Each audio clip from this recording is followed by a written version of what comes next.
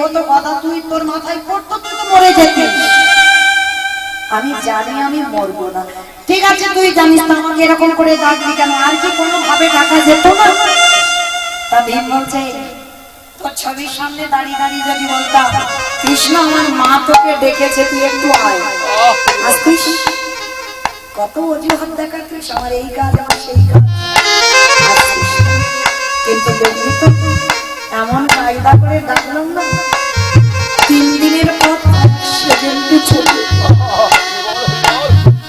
কৃষ্ণকে বুকে ধরে কাঁদছে ভীম, আর দূর থেকে মা কুন্তি দেখছে ভীমের বুকে কৃষ্ণ। মিনিট লাগলো না, সেকেন্ডে চলে। এইবার বুকে যেই না কৃষ্ণ, মা তো মা হয়ে বাবা, দেখবেন মায়ের কাছে বাবার কাছে ছেলে মেয়ে জীবনে বড় হয়। ও যত বড় চাকরি করুক না কেন, বাবা মার কাছে ছোট ছোট। তা মা কি করেছে, ভীমের কাছে এসে করজোড় করে ধুলাতে হাত জোড়ো করে বসে, আমি যদি তোর মা না করতাম, আমি আজকে তোকে একবার প্রণাম করতাম।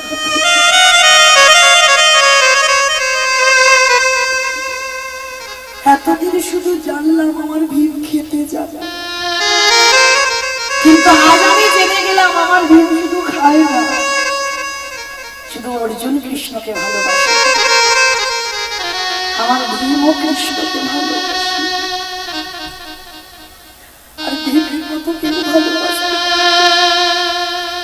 তবে খোকা, আমি মা হয়ে তোকে প্রণাম করতে পারবো না, প্রণাম করলে তুই নরকে যাবি। তবে তোর কাছে আমার একটা চাওয়া, খোকা, তোর কাছে একটা চাওয়া রইল বাবা, দিতে যদি হয় তুমি আমায় একটা জিনিস, তোর হৃদয়ে যত কৃষ্ণ প্রেমে কৃষ্ণ ভক্তি, তোর কৃষ্ণকে বলে তুই একবার আমার মুক্তি ফিরালে দিশবা।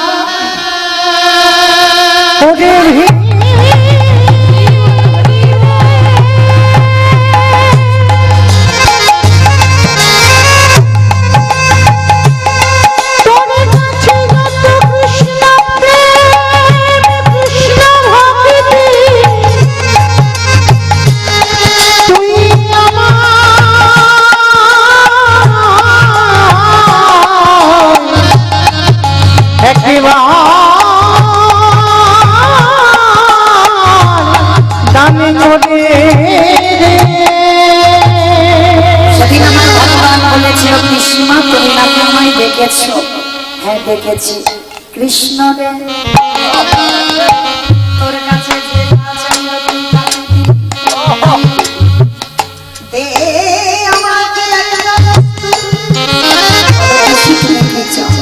কৃষ্ণ রে, যত দুঃখ যত কষ্ট যত ব্যথা যত বেদনা, কৃষ্ণ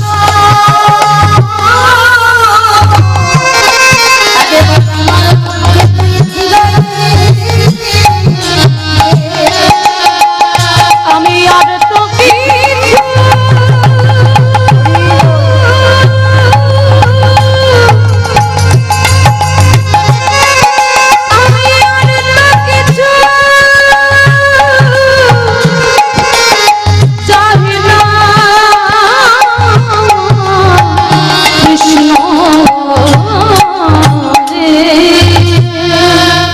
সেদিনের ভীমের বিশ্বাসটা দেখেন 3 দিনের কয়েক সেকেন্ডে। তাহলে ভাবতে পারছেন সেই বিশ্বাস কি আপনাদের আমাদের আছে? মানে ভীম একটা কথা যদি মাথায় পড়বে তো সঙ্গে সঙ্গে মরে যাবে, কিন্তু বিশ্বাস পড়বে না, ও কৃষ্ণ এসে রক্ষা করবে, এই বিশ্বাস।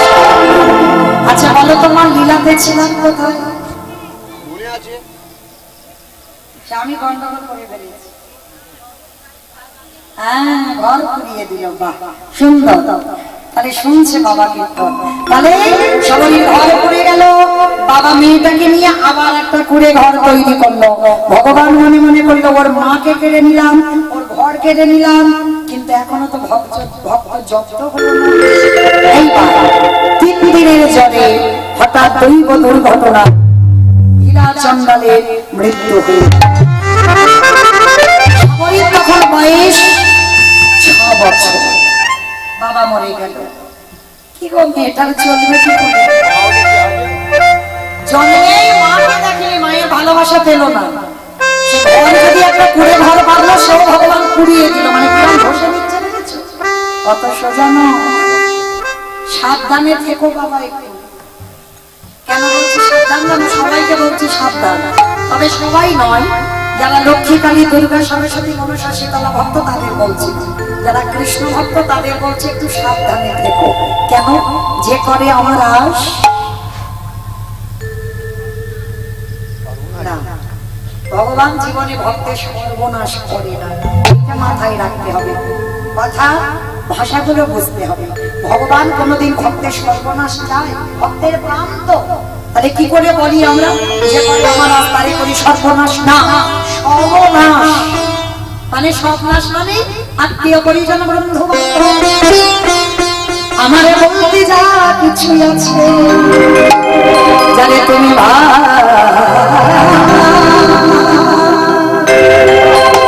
তুমি ভালো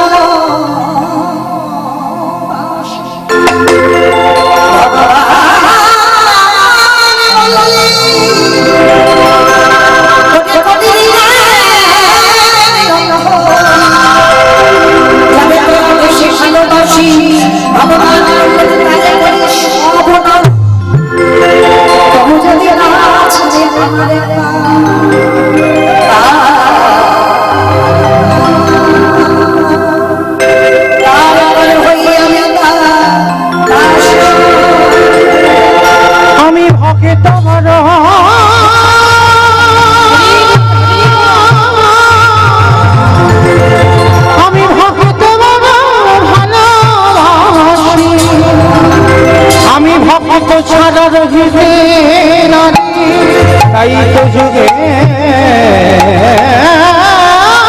যুগে আমি ভক্তের কাছে ছুটে আসি। আজকের কৃষ্ণ ভক্ত যারা হবে, ওদের দুঃখ হবে, কষ্ট হবে, ব্যথা হবে, বেদনা হবে, মৃত্যুর আগের দিন করছে। আর যাদের যত বেশি থাকবে মনে রেখো তোমার কৃষ্ণ কাছেই আছে। আর যাদের কোনো কষ্ট নাই, দুঃখ নাই, জ্বালা নাই, যন্ত্রণা নাই, শুধু ওই ব্যাংকে থেকে টাকা তোলে আর খায়, ওদের কাছে কৃষ্ণ না। কৃষ্ণ তাদের কাছে আছে যাদের দুঃখ, জ্বালা, যন্ত্রণা। আজকে কি হয়েছে বাবা? ছোট্ট ছেলে, ছোট্ট মেয়েটা বাবা হারালো, কিন্তু খাবে কি? বাবা শিখিয়ে গেছে। এই শিক্ষাটা সবার দরকার। কেউ যদি 1 গুণ দেয়, তাকে 2 গুণ দেওয়ার চেষ্টা করতে হবে।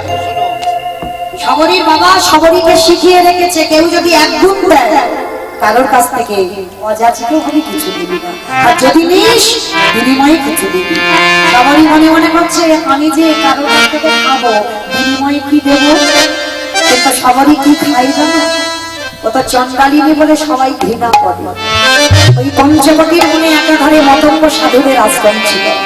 ওই মতঙ্গ সাধুদের আশ্রমে প্রসাদ খেয়ে যেগুলো বেশি হতো নর্দমায় ফেলে দিত, কুকুর বিড়ালরা যেমন খায়, সবরই পেটগুলো তুলে 7 বার ধৌত করে প্রসাদ। কেন ভগবান রামচন্দ্র এটো খাবে না? এর চরিত্রটা একটু প্রথম থেকে একটু লক্ষ্য করো। ওই বিড়াল কুকুরদের সঙ্গে খায়। আর বাবা একদিন সবরই মনে মনে ভাবনা এলো, এটা তো পাপ, এটা তো অন্যায়। কিরকম? এটা অন্যায় নয়, কারণ এটা যদি অন্যায় না হবে, বাবা তো শিখিয়ে গেছে 1 গুণ দিলে 2 গুণ দিতে হয়। এই যে সাধুদের বিভ্রগুলো পাচ্ছি, বিনিময়ে তো কিছু দিচ্ছি না, তাহলে পাপ হচ্ছে। তাহলে কি করব? সাধু সেবা করবো। কিন্তু আমি তো চন্ডালিনী, আমাকে দেখলেই ঘৃণা করবে। কিন্তু আমি চুরি করে সাধু সেবা করব। তাই না? শিখে নাও, চুরি করে সাধু সেবা করা যায়।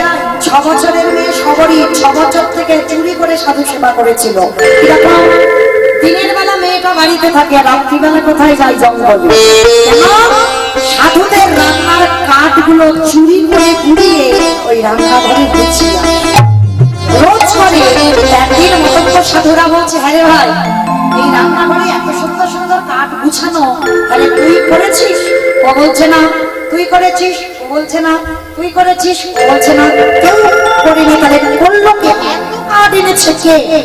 বলে, দাঁড়াও ভাইয়া, আজকে রাত্রিবেলা ঘুমাবো না, দেখতে হবে, হাতে নাতে ধরবো কে এই কাঠগুলো নিয়ে যায়। দিনের বেলা তো কেউ আসে না, তাহলে দেয় কে? আর ওই ছোট্ট মেয়েটা রাতের বেলা কাঠ করা একেবারে বলে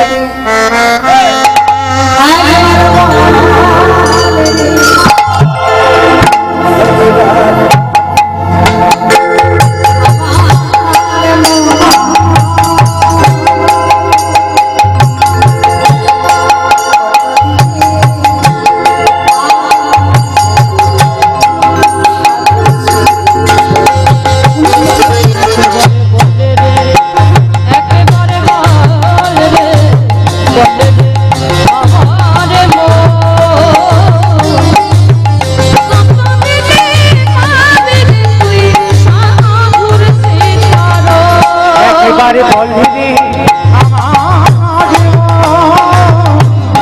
কতদিনে পাবি রে তুই সাধুর চরণ ওরে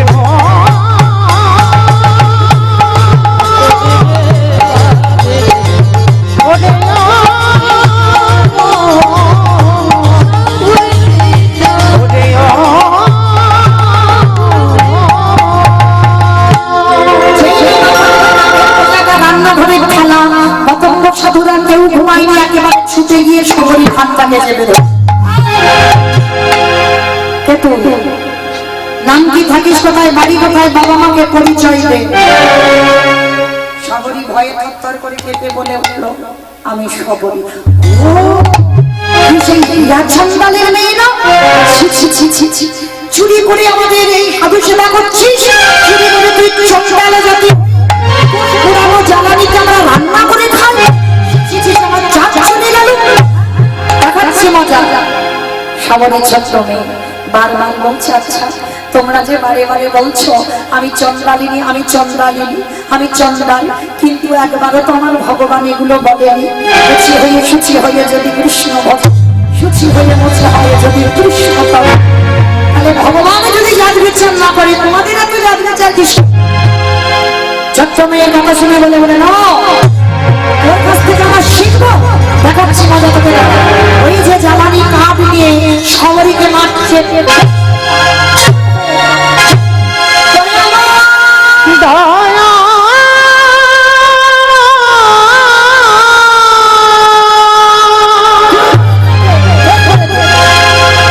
এত মারা মেরেছে বাবা, সর্বঙ্গ থেকে রক্ত ছড়ে।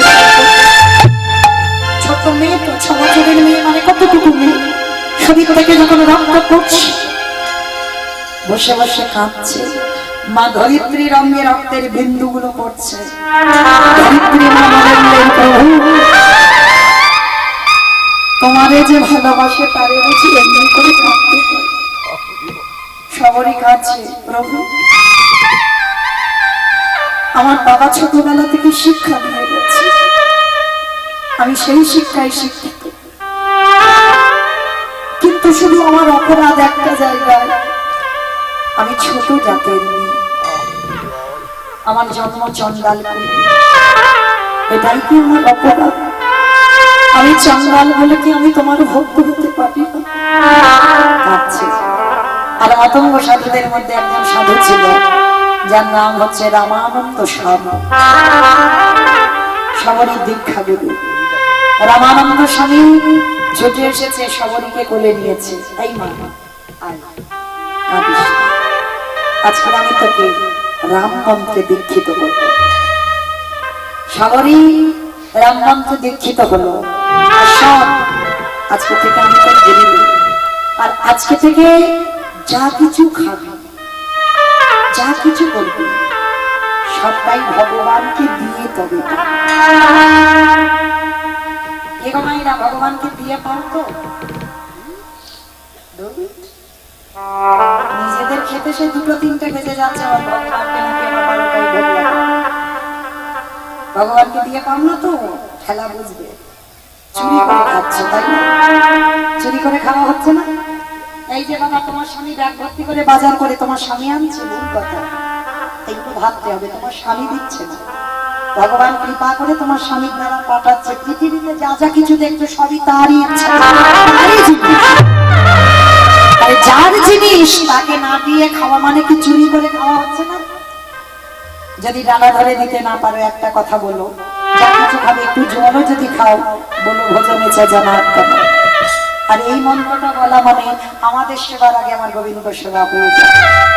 আর যারা তো গলা সাজিয়ে দেয় তো উত্তম, তাদের চরণে শত শত কোটি দণ্ডবত প্রণাম।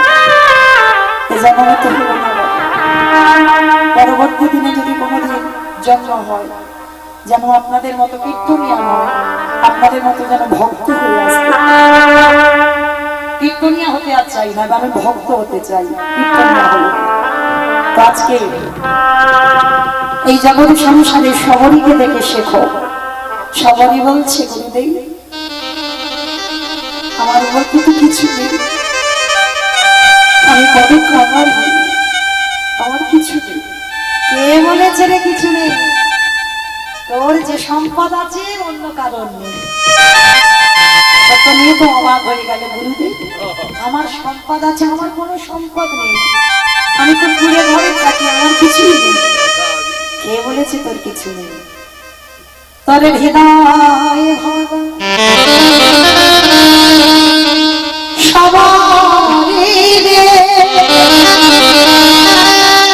তোর হৃদয় ওই ভক্তি যোগ দিলে ভগবানের আসলে তুলে নিয়ে তোরে তুলে যায় সবরী রে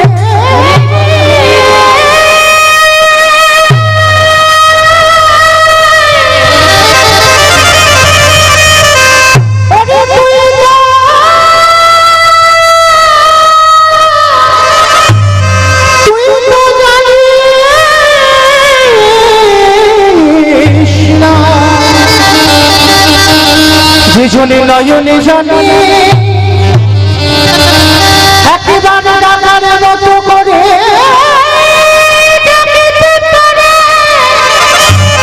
আমার ভগবান সেই ভক্তের কাছে বাধা চলে যায়।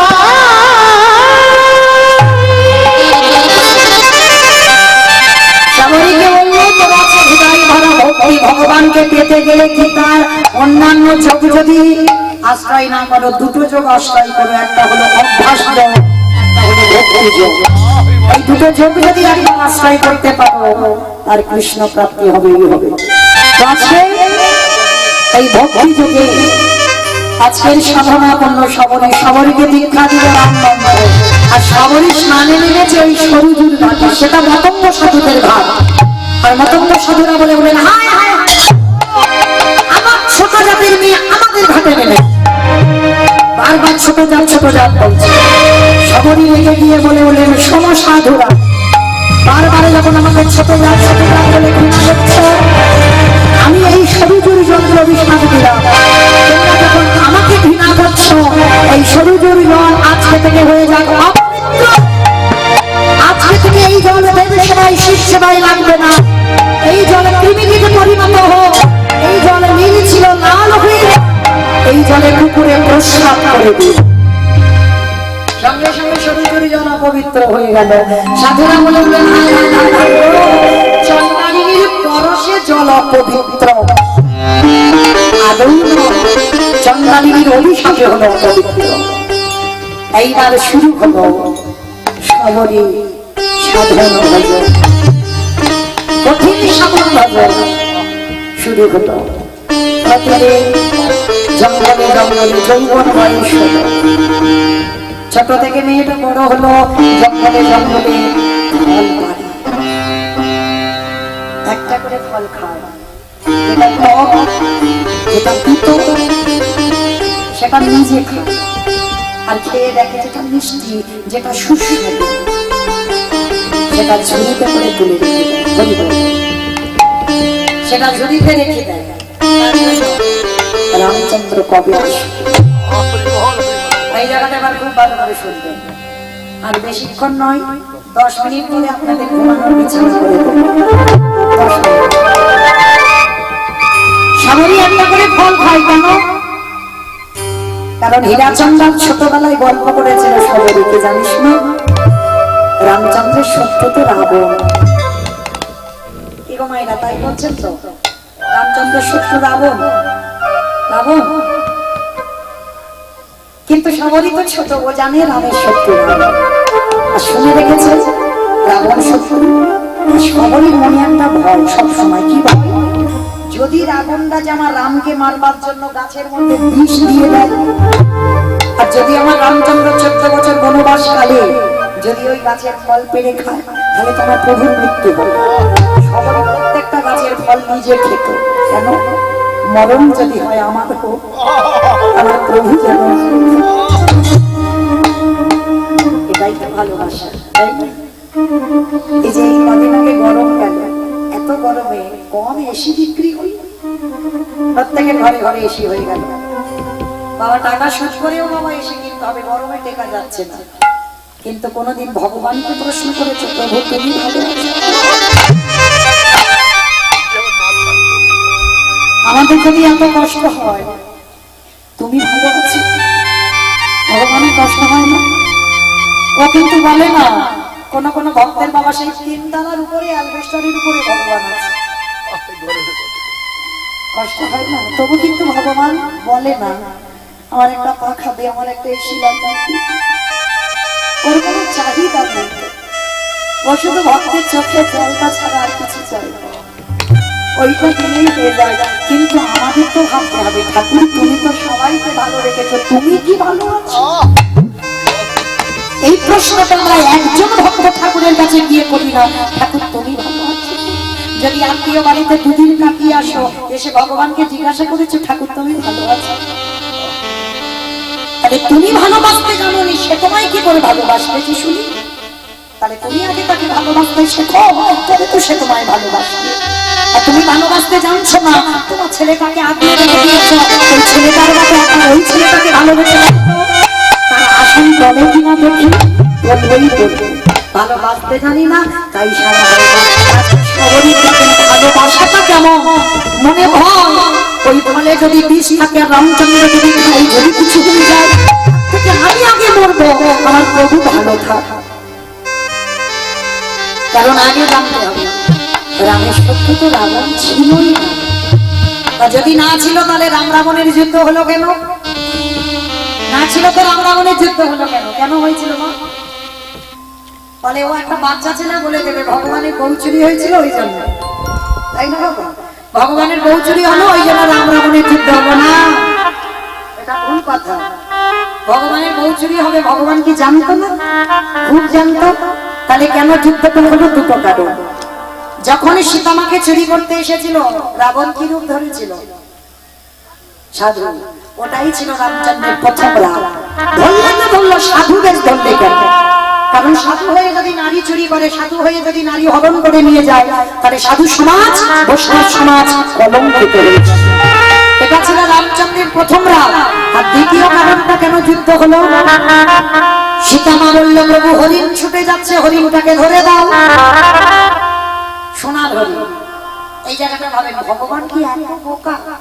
সোনার হরিণ ছুটে, সোনার হরিণ হাঁটে। মা একটা বাচ্চাকে জিজ্ঞাসা করে, আরে বাবু সোনার হরিণ ছুটতে পারে? সে কিন্তু বলবে না সোনার হরিণ ছোটে, সোনার হরিণ তো এক জায়গা দাঁড়িয়ে থাকে। তাহলে যেটা একটা বাচ্চা জানে সেটা আমার রামচন্দ্র জানে। সীতামা বলল হরিণটা ছুটে যাচ্ছে, প্রভু ধরে দাও। আমি যেই না সীতামা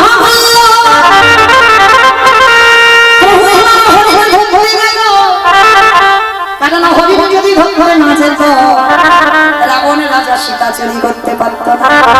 সীতা যদি চুরি না হতো, লঙ্কার মাটিতে লক্ষ্মী প্রতিষ্ঠা পেত না। লক্ষ্মী প্রতিষ্ঠা না হলে তুলসী গাছ হতো না। তুলসী পাতা না হলে মহাপ্রসাদ হতো না। মহাপ্রসাদ না হলে কৃষ্ণ ভক্তির উদয় না হতো না। কৃষ্ণ ভক্তির উদয় না হলে কোনদিন বংশ উদ্ধার হতো না। তাহলে বোঝা গেল কি? আরো পরিষ্কার করে বলি, এই যে রাবণ সীতামাকে চুরি করতে তখনই পারলো যখন হরিণটা ধরতে গেল রামচন্দ্র। সীতা চুরি করেছিল কেন? একটাই কারণে, যতদিন না সীতা যায়নি লঙ্কার ততদিন তুলসী গাছ হতো না। কেন? যে বাড়িতে লক্ষ্মী থাকে না সেই বাড়িতে কোনোদিন তুলসী গাছ জন্মায় না। যেদিনই লক্ষ্মী গেল লঙ্কাতে তুলসী গাছ হলো। আপনারা জানেন ভগবানের সেবা দিতে গেলে তুলসী পাতা না হলে প্রসাদী হবে না। তুলসী পাতা লাগবে, অন্য কিছু না দাও। তুমি যদি শুধু ওই ফল মিষ্টি যদি দিতে না পারো, একটু জল আর তুলসী দাও, ওটাই কৃষ্ণ সেবায় দিতে। তুলসী ছাড়া গোবিন্দ সেবা হবে না। তার তুলসী পাতা হলো ওখানে। এইবার মহাপ্রসাদ হলো, সেই প্রসাদে রাবণের বংশ যখন প্রসাদ পেল কৃষ্ণ ভক্তি হলো।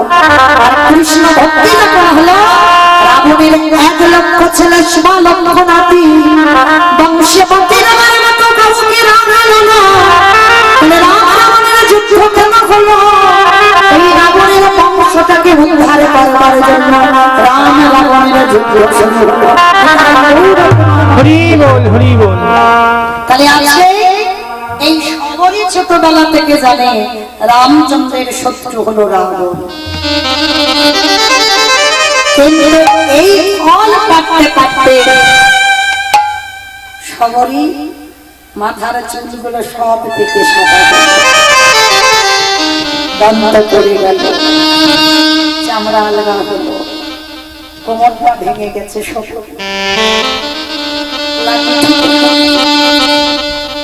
কিন্তু অপেক্ষায় থাকে, প্রভু আমি কি পাবো? মনে রাখবেন বাবা, ভগবান পেতে গেলে আকুলতা চাই, একটাই বিশ্বাস, একটা জায়গায় দাঁড়াতে হবে, আমি কি পাবো?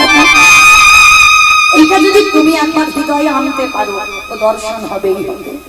তা সবরই মনে একটাই কথা, আমি কি পাবো? আমি তাদের দর্শন পাবো। আর এই ডাকতে ডাকতে বয়স হয়ে গেছে, ওই দূরে ঘরে বসিয়ে কাঁদে, ভালো করে চোখেও দেখতে পাই না। আচ্ছা আমার ভগবান আর থাকতে পারলো না। লক্ষ্মণের হাতটা ধরে সবরই সেই পাতার উপরে ঘর। কিন্তু সবরই জানে কোনো না কোনো দিন আমার প্রভু আসবে। তার জন্য কি করেছিল জানো? সরুরজ নদীর ঘাট দিয়ে যদি আসে, সবরীর কুড়ে ঘর থেকে সরুরজ নদীর ঘাট পর্যন্ত ফুলের পাপড়ি বিছিয়ে রেখেছে। যেমন তেমন ফুল নয়, গাছ থেকে ফুল তুলে পেতে রেখেছে, একটা করে ফুল তুলেছে। শরীরের সব থেকে যেটা কোমল জায়গা, বলতো শরীরের সব থেকে কোমল জায়গা কোনটা? মাথা কোমল জায়গা কোনটা? নয়নের মণি।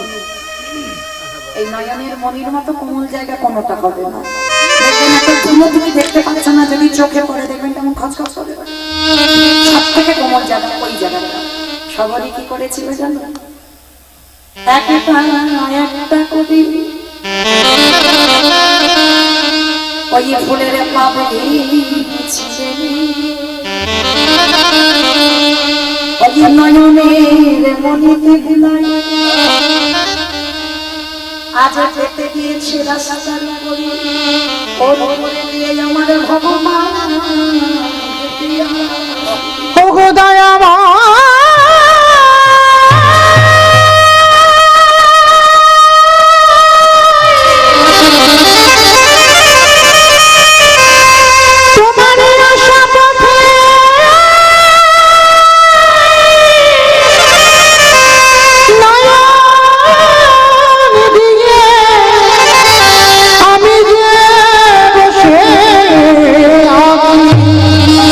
বলো কতদিন